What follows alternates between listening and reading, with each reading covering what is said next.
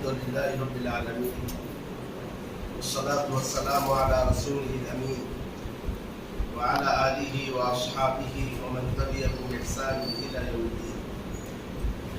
أعوذ بالله من الشيطان الرجيم. قال ربكم ادعوني استجب لكم إن الذين يستكبرون عن عبادتي سيدخلون جهنم داخرين.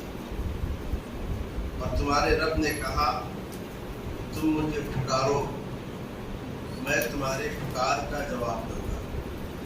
بے شک جو لوگ میری عبادت سے تکبر کرتے ہیں وہ عنقریب جہنم میں ذلیل اور رسوا ہو کر داخل ہوں گے. برادران اسلام، یہ آیت کریمہ، اس کا ترجمہ، تلاوت اور ترجمہ آپ نے سنا. اس آیت کریمہ میں اللہ عز و جل نے ہمیں ایک بات کا حکم دیا ہے اور وہ ہے دعا، اور اس پر ایک چیز کا حکم دیا ہے اور اس پر ایک چیز کا وعدہ کیا ہے اور وہ ہے قبولیت.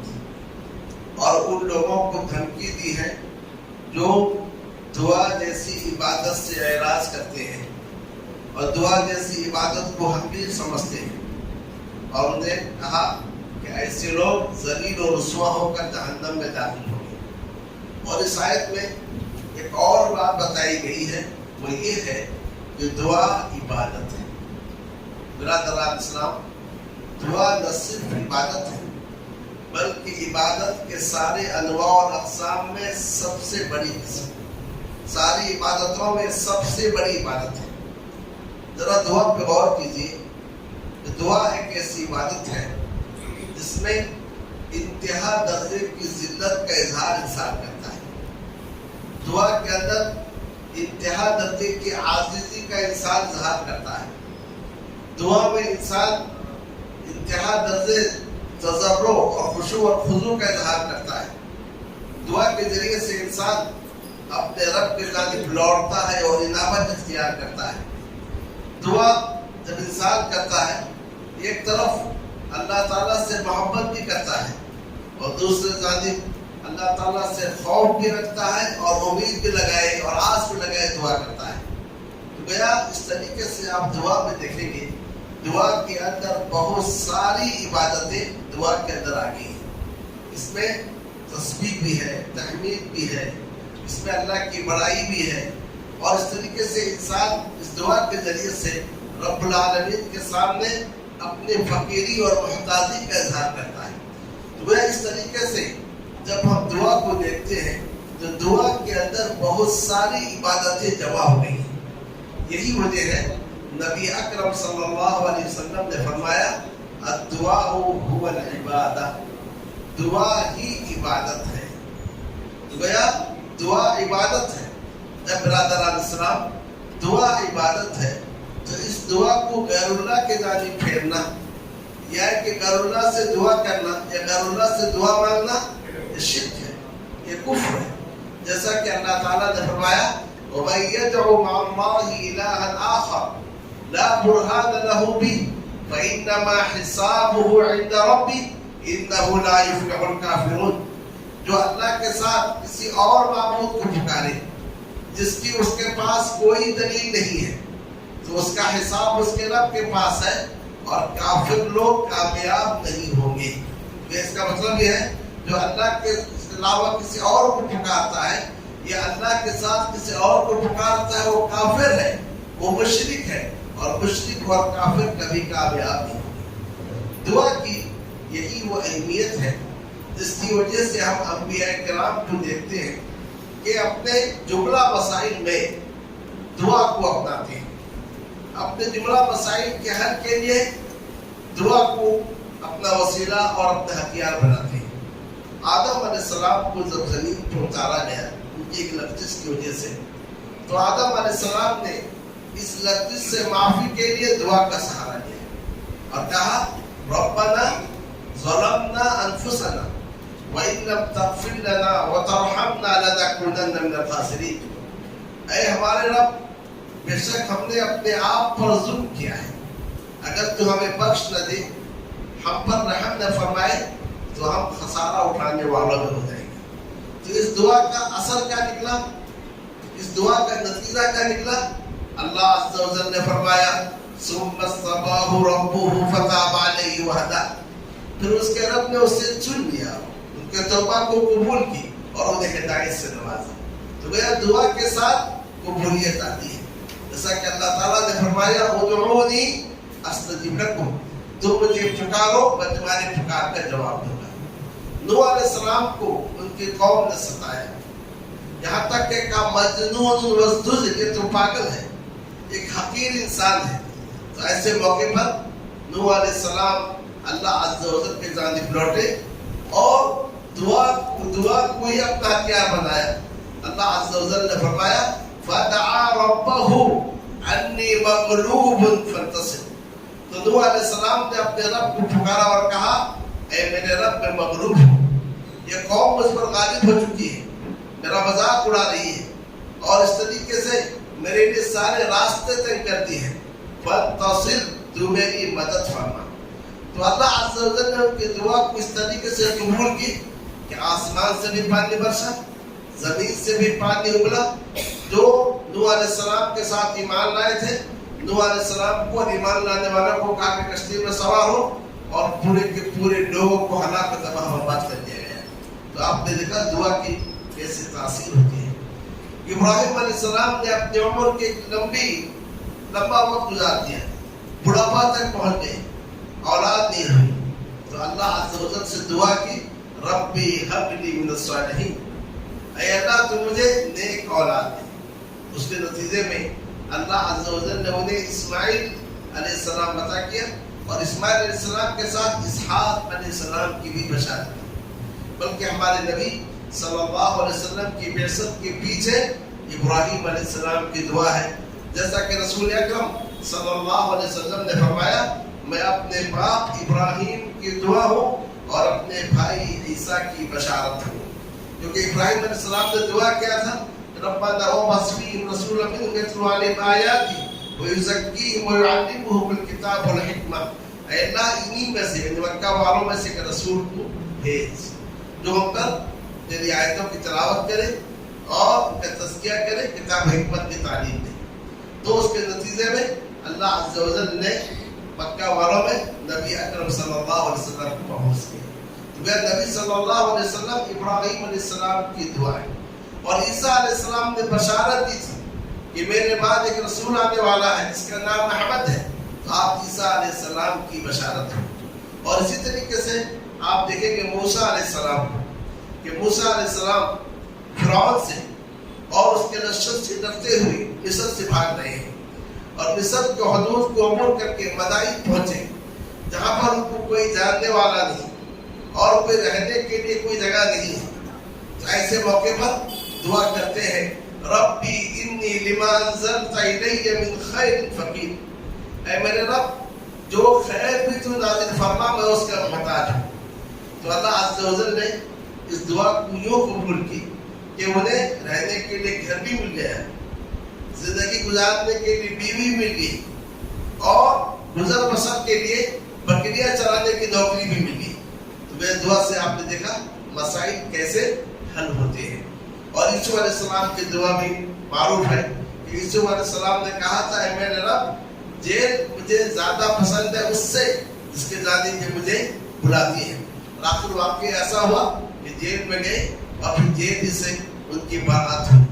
اور ایوب علیہ السلام جنہیں آخری حد تک آزمایا گیا, ہر قسم کی بیماری ان پر مسلط کر دی گئی, لیکن انہوں نے صبر کو اختیار کیا اور کہا ربی انی مسنی الضر وانت ارحم الراحمین, اے میرے رب مجھے تکلیف پہنچی ہے اور تو ارحم الراحمین. اس دعا کے نتیجے میں اللہ نے مجھے صحت عطا کی, شفا یابی عطا کی, اور جو کچھ ان سے چھین لیا گیا تھا اس کا دوگنا انہیں عطا کیا گیا. یونس علیہ السلام کو اسی لغزش کی وجہ سے مچھلی کے پیٹ میں ڈال دیا گیا تھا, اور آخر یونس علیہ السلام نے مچھلی کے پیٹ ہی میں دعا کی لا الہ الا انت سبحانک انی کنت من الظالمین. اے اللہ تیرے سوا کوئی برحق معبود نہیں, تیری پاکی ہو، بے شک میں ظالموں میں سے ہوں۔ تو اس کے نتیجے میں اللہ عز و جل نے انہیں صحیح سلامت مچھلی کے پیٹ سے باہر نکالا۔ انتہائی کمزور تھے، کہیں ایسا نہ ہو کہ مکھیاں ان کے جسم پر بیٹھ کر انہیں تکلیف دے اور بیماری میں اضافہ ہو۔ اللہ عز و جل نے کدو کے بیل بھی اگا دی اور اس طریقے سے اللہ تعالیٰ نے انہیں مچھلی کے پیٹ سے اور قید خانے سے باہر نکالا، اور وہاں اللہ تعالیٰ نے وعدہ کیا وَكَذَلِكَ نُنْجِي مِنَ الْمُؤْمِنِينَ، جیسا ہم نے اس دعا کی بدولت لا الہ الا انت سبحانک انی کنت من الظالمین، اس دعا کی بدولت یونس کو مچھلی کے پیٹ سے نجات دی، اسی طریقے سے ہم مومنوں کو بھی نجات دیں گے۔ تو میرا کوئی بھی مسلمان جو کرب میں رہے، مشکلات میں رہے، پریشانی میں رہے، اگر اس دعا کو پڑھے گا لا الہ الا انت سبحانک انی کنت من الظالمین، اللہ عز و جل اسے کرب سے نجات دیں گے، پریشانیوں سے نجات دیں گے۔ اور اسی طریقے سے ہم دیکھتے ہیں ہمارے نبی صلی اللہ علیہ وسلم کو بدر کی لڑائی کا موقع ہے، سامنے 1000 کا لشکر ہے، نبی صلی اللہ علیہ وسلم کے ساتھ صرف 313 ہے، تو 313 وہ بھی جو بغیر تیاری کیے ہوئے ہیں، ان کے پاس ہتھیار نہیں ہے، اور وہ لوگ مکمل تیاری کے ساتھ آئے ہیں، سارے کے سارے اسلحہ سے لیس ہو کر آئے ہیں۔ تو نبی اکرم صلی اللہ علیہ وسلم نے دعا کی، اور دعا کرتے ہوئے آپ صلی اللہ علیہ وسلم نے کہا اے اللہ، اگر یہ جماعت آج بدر کے میدان میں ہلاک ہو جائے پھر تیری کبھی بھی زمین عبادت نہیں ہو، تو لہذا تیرا جو وعدہ تھا اس وعدے کو پورا کر۔ اس کے نتیجے میں 313,000 پر غالب آ گئے۔ تو گویا اس سے ہم دیکھتے ہیں یہ انبیاء کرام کی تاریخ ہمارے سامنے ہے، اس تاریخ سے بات معلوم ہوتی ہے کہ دعا مومن کا ہتھیار ہے، جیسا کہ حدیث میں ہے، اور دعا کے ساتھ قبولیت بھی آتی ہے، جیسا کہ اللہ تعالیٰ نے فرمایا وَقَالَ رَبُّكُمْ اُدْعُونِي أَسْتَجِبْ لَكُمْ، تمہارے رب نے کہا تم مجھے پکارو میں تمہارے پکار کا جواب دوں گا۔ ہر دعا اپنے ساتھ قبولیت بھی لے کر آتی ہے، بشرطے کہ اس میں کچھ موانع اور رکاوٹ نہ ہو۔ تو دعا کی قبولیت کے موانع اور رکاوٹوں میں ایک رکاوٹ وہ ہے جسے ایک حدیث میں آپ صلی اللہ علیہ وسلم نے یوں ذکر کیا، ایک شخص ہے لمبا سفر کرتا ہے، اس کے بعد پڑا گندا ہے، جسم غبار آلود ہے، اور وہ اپنے دونوں ہاتھوں کو اٹھائے ہوئے ہے، یا رب یا رب کہتا ہے، لیکن اس کا کھانا حرام کا ہے، اس کا پہننا حرام کا ہے، فَأَنَّىٰ يُسْتَجَابُ لَهُ، تو اس کی دعا کیسے قبول ہوگی؟ اس حدیث میں دعا کی قبولیت کے 4 اسباب ذکر کیے گئے ہیں، 4 حالات ذکر کیے گئے ہیں جن میں دعا قبول ہوتی ہے۔ ان حالات میں سے ایک حالت سفر، حالت سفر میں دعا قبول ہوتی ہے، اس لیے وہ حدیث میں ہے کہ 3 دعائیں رد نہیں کی جاتی ہیں، جیسا کہ روزدار کی دعا یہاں تک کہ افطار کر لے، اور اس طریقے سے والد کی دعا یا بد دعا، اور اسی طریقے سے تیسری دعوت المسافر، مسافر کی دعا رد نہیں کی جاتی ہے۔ اس لیے حالت سفر میں ہمیں زیادہ سے زیادہ دعا کرنے کا حکم دیا گیا ہے۔ یہ جو شخص ہے طویل السفر، لمبا سفر کر رہا تھا، تو میرا اس کی حالت دعا کی قبولیت کی حالت تھی۔ دوسری چیز یہ ہے اشعث اکبر، بال پراگندہ تھے، جسم غبار آلود تھے، یعنی اس کے اندر تضرع انکساری کی کیفیت تھی، اور جو چیز انکساری اور عاجزی کی حالت میں مانگی جائے وہ قبول ہوتی ہے۔ اور تیسری چیز یہ ہے کہ وہ اپنے دونوں ہاتھوں کو اٹھائے ہوا تھا، جیسا کہ حدیث شریف میں ہے جب بندہ اپنے دونوں ہاتھوں کو اٹھا کر مانگتا ہے تو اللہ تعالیٰ شرماتے ہیں اس بات سے کہ اسے خالی بھیج دیں، خالی ہاتھ اس کو بھیج دیں۔ تو لہٰذا دعا دونوں ہاتھوں کو اٹھا کر دعا کرنا یہ بھی دعا کی قبولیت کے اسباب میں سے۔ چوتھی چیز یہ ہے وہ یا رب کہہ رہا ہے، جیسا کہ مشہور تابعی عطا رحمہ اللہ سے منقول ہے، اگر کوئی شخص 3 بار دعا میں یا رب کہتا ہے اس کی دعا قبول ہوتی ہے، کیونکہ یا رب کہنے کا مطلب یہ ہے کہ آپ اللہ تعالیٰ کی ربوبیت کا اقرار کر رہے ہیں، اور اکثر دعاؤں میں دیکھیے ربنا کا لفظ آیا ہے۔ وہ اس طریقے سے دعا کی قبولیت کے احوال اور اسباب سارے موجود تھے، لیکن یہ وہ شخص تھا کہ جس کا کھانا حرام کا تھا، لباس حرام کا تھا، تو لہذا اس کی دعا رد کر دی جاتی ہے، اس کی دعا قبول نہیں ہوتی۔ تو لہذا آج جو ہماری دعائیں قبول نہیں ہو رہی ہیں تو ہمیں یہ غور کرنا چاہیے کہ آخر اس کے پیچھے اسباب کیا ہیں، موانع اور رکاوٹیں کیا ہیں۔ جب ہم ان موانع اور رکاوٹوں پہ غور کر کے انہیں چھوڑ دیں گے تو ہماری دعائیں بھی قبول ہوں گی۔ برادران اسلام، دعا کسی بھی حالت میں فائدے سے خالی نہیں، کیونکہ دعا عبادت ہے اور دعا کے ذریعے سے بندہ اپنی بندگی کو ثبوت دیتا ہے۔ کوئی اللہ سے کہتا ہے تو میرا رب ہے، میں تیرا بندہ ہوں۔ تو دعا فائدہ سے خالی نہیں ہے، ہر حالت میں دعا میں فائدہ ہے، چاہے قبول ہو چاہے قبول نہ ہو۔ جیسا کہ حدیث شریف میں ہے، جب کوئی دعا کرتا ہے یا تو اس کی دعا قبول کر لی جاتی ہے یا پھر اس کی دعا قبول نہیں ہوتی ہے۔ اللہ تعالیٰ کے علم میں یہ بات ہے کہ اس دعا کو قبول ہونا اس کے حق میں فائدہ مند نہیں ہے، تو ان جیسے کسی برائی کو اس سے روک دیا جاتا ہے، ان جیسے کسی مصیبت کو اس سے روک دیا جاتا ہے۔ اور اگر یہ نہیں ہے تو پھر اس دعا کو اٹھا کر رکھ لیا جاتا ہے، کل قیامت کے روز جب انسان ایک ایک نیکی کا محتاج ہوتا ہے اور اس طریقے سے اجر اور ثواب کا محتاج ہوگا، یہ دعا اس کے کام آئے گی۔ شرط یہ ہے کہ اس دعا کے اندر گناہ کی کوئی بات نہ ہو اور اس دعا کے اندر قطعیت رحم کی قطع رحمی کی کوئی بات نہ ہو، تو پھر یہ دعا قبول ہوتی ہے۔ تو لہٰذا برادران اسلام، کہنے کا مقصد یہ ہے کہ آج مسلمان جن احوال سے گزر رہے ہیں اور اس طریقے سے آئے دن اخبار اور رسائل میں ہم جو کچھ احوال سن رہے ہیں جس سے ہمیں دکھ ہوتا ہے، تو ہمیں چاہیے کہ ہم اپنے لیے بھی اور جملہ مسلمانوں کے لیے بھی دعا کرتے رہیں۔ لیکن یاد رکھ لیں، دعا کی قبولیت کے جو شرائط ہیں ان میں سے دو بڑے اہم ہیں۔ جب تک یہ دو نہ ہو پھر دعا کی قبولیت نہیں ہوتی۔ ان دو میں سے پہلی چیز یہ ہے یقین کے ساتھ دعا کریں۔ بہت سارے لوگ دعا کرتے ہیں، انہیں نہیں معلوم کہ دعا میں کیا کہہ رہے ہیں، خود نہیں معلوم کہ دعا کیا کر رہے ہیں، یا دعا کرتے ہوئے یقین نہیں ہے کہ دعا ان کی قبول ہوگی۔ تو لہٰذا دعا جب کرے یقین کے ساتھ کرے، جیسا کہ حدیث شریف میں ہے کہ اللہ تعالیٰ اس دعا کو قبول نہیں کرتا ہے جو ایسے دل سے نکلے جو غافل ہے۔ تو گویا جو غافل ہے، جس میں یقین نہیں ہے، اس دعا کو قبول نہیں کیا جاتا ہے۔ حدیث میں ادعوا اللہ وانتم موقنون بالاجابہ، تم دعا ایسے کرو گویا کہ اس طرح سے کرو کہ تمہیں یقین ہو کہ اللہ تعالیٰ تمہاری دعا کو قبول کرے گا۔ تو جب اس یقین کے ساتھ ہم دعا کریں گے تو دعا ضرور قبول ہوگی، کیونکہ اللہ تعالیٰ کا وعدہ ہے انا عند حسن ظن عبدی بی، میں اپنے بندے کے گمان کے پاس ہوں۔ بندہ جیسا مجھ سے گمان کرے گا میں ویسا اس کے ساتھ سلوک کروں گا۔ تو لہٰذا دعا کرتے ہوئے پہلی شرط یہ ہے ہم مکمل یقین کے ساتھ دعا کریں کہ یہ دعا میری قبول ہوگی اور اللہ تعالیٰ میری اس دعا کو قبول کرے گا۔ عمر رضی اللہ تعالیٰ عنہ حج کے موقع پر عرفہ کے میدان میں تھے۔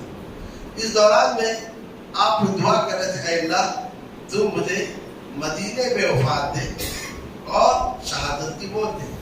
ان کی بیٹی ام المؤمنین حفصہ رضی اللہ تعالیٰ عنہ بازی بیٹی ہوئی تھی۔ کیا والد ہم کیسی دعا کر رہے ہیں؟ مدینے میں اگر وفات چاہیے پھر شہادت کیسے ملے گی؟ شہادت کے لیے آپ کو مدینے سے باہر نکل کر میدان جنگ میں لڑنا ہوگا، تبھی جا کر شہادت کی موت ہوگی۔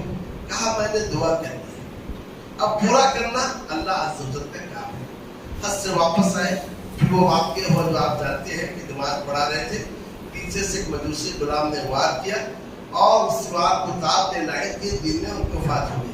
تو اس طریقے سے مدینے میں وفات ہوئی اور شہادت کی موت ہوئی۔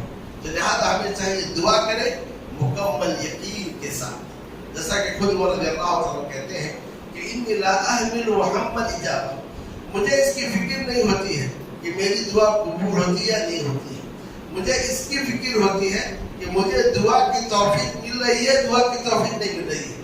جب مجھے دعا کی توفیق مل جائے، میں دعا کروں، قبولیت بھی ساتھ میں آ جاتی ہے۔ تو لہٰذا یہ ہماری سعادت ہے کہ ہمیں دعا کی توفیق مل جائے۔ اور دوسری چیز یہ ہے کہ دعا کرتے ہوئے بھی ڈرائیں، عاجزی اور انکساری کا اظہار کریں۔ آپ کا چہرہ کہ مسکین کا چہرہ ہے، دیکھو کوئی آپ سے کوئی روپیہ مانگے تو कैसा मिस्कीन का चेहरा बनाता है। तो मिस्कीन का चेहरा आजिजी गिड़गिड़ाते हुए अल्लाह ताला से मांगे तो आपकी दुआ कबूल होगी। जैसा कि अल्लाह ताला ने फरमाया उदउ रब्बकुम तदर्रुअन व खुफिया, तुम अपने रब को पुकारो इस तरीके से कि तुम गिड़गिड़ाते रहो और आहिस्ता आहिस्ते से अपने रब को पुकारो। तुम्हें इससे मालूम हुआ कि दुआ की कबूलियत के लिए तदर्रु, गिड़गिड़ाना, इंतहा दर्जे की आजिजी का इजहार करना, ये भी एक बुनियादी शर्त है। तब चलकर क्या है, दुआ में तासीर होती है और वो दुआ कबूल होती है। अंबिया किराम की दुआ देखिए और खुद नबी अकरम सल्लल्लाहु अलैहि वसल्लम की दुआ देखिए कि बदर के मौके पर आप सल्लल्लाहु अलैहि वसल्लम किस अंदाज से अल्लाह ताला के सामने गिड़गिड़ा रहे थे। ये जो तदर्रो है और ये जो गिड़गिड़ाना है, इसके अंदर बंदा अपने बंदा होने का सबूत पेश करता है और अल्लाह अज़्ज़ा व जल के सामने जितना हम अपने आप को आजिज बनाकर पेश करें इतना ही अल्लाह अज़्ज़ा व जल को महबूब और पसंद है। तो लिहाजा ये दो बातें हैं। पहली बात ये है यकीन के साथ दुआ करें कि अल्लाह ताला मेरी इस मुराद को पूरा करे, यकीन हो, मुकम्मल यकीन, अदना सा शक न हो, अदना सा शुबा न हो। और दूसरी चीज ये है गिड़गिड़ाते हुए दुआ करें।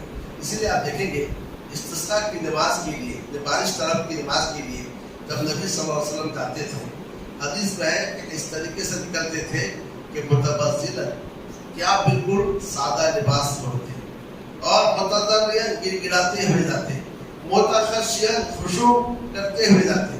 तो गोया एक मिस्कीन और एक फकीर की जो हालत है, उस हालत से आप सल्लल्लाहु अलैहि वसल्लम इस्तिस्का के लिए जाते थे। यही वो दो बातें हैं, एक तरफ यकीन और दूसरी तरफ तदर्रो और गिड़गिड़ाना, कि जिसकी वजह से काफिरों की दुआएं भी कबूल होती थी। जैसा कि अल्लाह अज़्ज़ा व जल ने फरमाया कुफार के बारे में, फइज़ा रकिबू फिल फुल्की दअउल्लाह मुखलिसीन लहुद्दीन फलम्मा नज्जाहुम मिनल बर्र फइज़ा हुम युश्रिकून। जब वो कश्ती में सवार होते तो अल्लाह को पुकारते इस तरीके से, मुखलिसीन लहुद्दीन, दीन को उसके लिए खालिस करते हैं। जब मुशरिकीन जब कश्ती डूबने लगती, हवा में फंसती, तब वो अल्लाह को पुकारते और पुकारने के हालत यकीन के साथ भी पुकारते थे, गिड़गिड़ाते हुए पुकारते थे। तो अल्लाह ताला उनके शिर्क और कुफ्र के बावजूद उन्हें नजात देता था। फलम्मा नज्जाहुम मिनल बर्र, लेकिन जब खुशकी में वो पहुंचते इज़ा हुम युश्रिकून, तो वो शिर्क करने लगते थे। गोया आज इस चीज की कमी है, एक तरफ यकीन की कमी है और दूसरी जानिब तदब्बुर, इंकिसारी और आजिज़ी की कमी है। इन दोनों चीजों के साथ इंसान जब दुआ करे तो दुआ कबूल हो। एक बात याद रख ले, कुछ हालात ऐसे हैं कि उन अहवाल में दुआ कबूल होती है और कुछ औकात भी है और कुछ जगह भी है। अहवाल यह है कि सद्दे की हालत, इसमें दुआ कबूल होती है। सलाम फेरने से पहले की जो हालत है तशहुद में, उसमें भी दुआ कबूल होती है। और इस तरीके से जैसे कि गिड़गिड़ाना है, इस हालत में दुआ कबूल होती है। और औकात में जैसे कि अज़ान और इकामत के दरमियान का वक्त है, और इसी तरीके से रात का पिछला पहर है, और जुमा के रोज सही कौल के मुताबिक असर से लेकर मगरिब तक की घड़ी आती है जिसमें दुआ कबूल होती है। चंद जगह है जहाँ दुआ कबूल होती है, जैसा कि सफा मरवा है, और जैसा कि हज के अय्याम में यौम मैदान अरफा वगैरह है, यहाँ पर या कि रमी जब करती जमरतुल अक़बा को, ये जो है दुआ की कबूलियत की जगह है। तो भैया दुआ की कबूलियत की जगह तो अपनी जगह है, औकात भी अपनी जगह है, लेकिन इंसान किसी भी हालत में दुआ करे, लेकिन दुआ करते हुए इसका ख्याल रखे, यकीन के साथ दुआ करे और तदब्बुर और इंकिसारी के साथ दुआ करे, वो दुआ जरूर कबूल हो। दुआ में बहुत सारी बिदअतें दाखिल कर दी गई है। जैसे कि बाद लोग कहते हैं कि फला बुजुर्ग के कब्र के पास जाकर दुआ करने से दुआ कबूल होगी। ये चीज जो है किताब और सुन्नत से साबित नहीं है। नबी सल्लल्लाहु अलैहि वसल्लम ने जिन जगहों की निशानदेही की है उसमें किसी के कब्र का जिक्र नहीं है, तो लिहाजा किसी के कब्र के पास जाकर अल्लाह से दुआ मांगना एक बिदअत है। अगर कब्र वाले से मांगेगा फिर ये शिर्क है। और ऐसे ही बात लोगों को देखा जाता है, दुआ करते हुए वसीला पकड़ते हैं। वसीला में कुछ वसीले जायज़ हैं, कुछ वसीले नाजायज़ हैं। जायज़ वसीला ये है, दुआ करते हुए अल्लाह के नाम और सिफात का वसीला पकड़े, ऐ रहमान मुझ पर रहम फरमा, ऐ रज़्ज़ाक़ मुझे रोज़ी दे, तो ये जायज़ वसीला है। या है कि कोई नेक अमल आप अल्लाह की खातिर अंजाम दिए, اس کا آپ وسیلہ پکڑیں، یہ جائز ہے، یا کہ کسی نیک انسان سے کہیں وہ آپ کے لیے دعا کریں، اس کے علاوہ وسیلے کی کوئی اور صورت جائز نہیں ہے۔ یہ جو لوگ مردوں کا وسیلہ پکڑتے ہیں یا جو لوگ غائب ہیں ان کا وسیلہ پکڑتے ہیں، یہ سب ناجائز ہے بلکہ شرک ہے۔ حتیٰ کہ مشرکین مکہ وہ جو اللہ کے سوا غیروں کو پکارتے تھے، مورتیوں کو، مجسموں کو، جب ان سے کہا جاتا تھا تو کہتے تھے ما نعبدہم الا لیقربونا الی اللہ زلفی، ہم یہ سمجھتے ہیں کہ یہ ہمیں اللہ کے قریب کریں، تو لہذا اس قسم کا وسیلہ جائز نہیں۔ بعض لوگ ہم دیکھتے ہیں کہ وہ کہتے ہیں نبی صلی اللہ علیہ وسلم کے مقام اور مرتبہ کا وسیلہ ڈھونڈتے ہیں، آمین بجاہ سید المرسلین، یہ بھی جائز نہیں ہے، یہ بھی بدعت ہے، کیونکہ نبی صلی اللہ علیہ وسلم نے اپنے جاہ کے وسیلے سے دعا کرنے کا ہمیں حکم نہیں کیا گیا، تو لہذا ان ساری چیزوں سے ہمیں بچنا چاہیے۔ آخری بات یہ ہے کہ دعا کا معنی پکارنا ہے۔ اب سوال یہ ہے کہ جب دعا کا معنی پکارنا ہے، کیا ہم اللہ کے سوا کسی اور کو پکار نہیں سکتے؟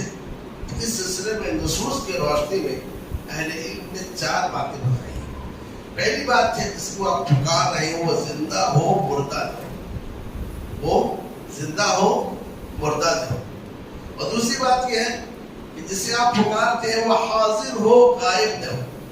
پہلی شرط زندہ ہو، دوسری شرط یہ ہے کہ وہ حاضر ہو، اور تیسری شرط یہ ہے کہ وہ قادر ہو۔ یعنی ایک شخص زندہ ہے، حاضر ہے، آپ اس سے ایسی چیز مانگتے ہیں جس پر اللہ کے سوا کوئی قادر نہیں ہے، یہ بھی شرک ہے۔ کسی کو آپ کہیں تو ہمیں اولاد دے دو، کسی سے کہیں آپ ہمیں بیماری سے شفا دے دو، یہ بھی شرک ہے۔ تو یہ 3 چیز دیکھیں، وہ زندہ ہو، وہ حاضر ہو، اور بھی وہ قادر ہو۔ اور چوتھی چیز یہ ہے کہ آپ کسی کو پکاریں یہ سمجھ کر کہ وہ آپ کے لیے صرف سبب ہے، جس سے سب پانی طلب کرتے ہیں وہ صرف سبب ہے، اگر اللہ تعالیٰ اسے طاقت دے دے وہ آپ تک پانی پہنچا نہیں سکتا ہے، سبب سمجھ کر اس کو مانگیں۔ تو لہٰذا ان شروط کے ساتھ اللہ کے سوا دوسرے سے مانگ سکتے ہیں کہ وہ زندہ ہو، وہ حاضر ہو، وہ اس پر قادر ہو، اس کو آپ سبب سمجھیں۔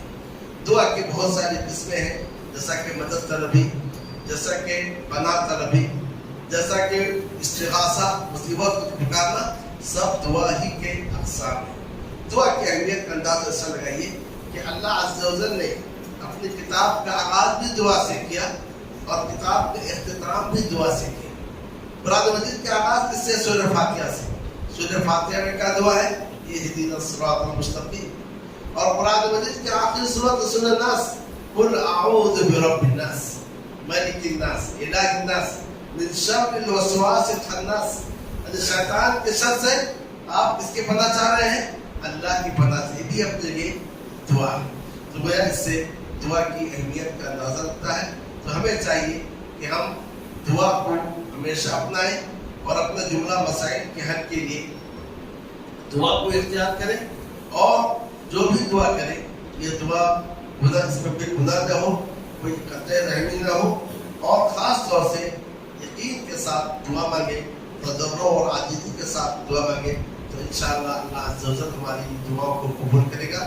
رب العالمین سے میری دعا ہے کہ اللہ عز و جل ہمیں دین کو سمجھنے کی توفیق عطا فرمائے اور دین پر عمل کرنے کی توفیق دے۔ صلی اللہ تعالی علی النبی کریم وعلی آلہ وصحبہ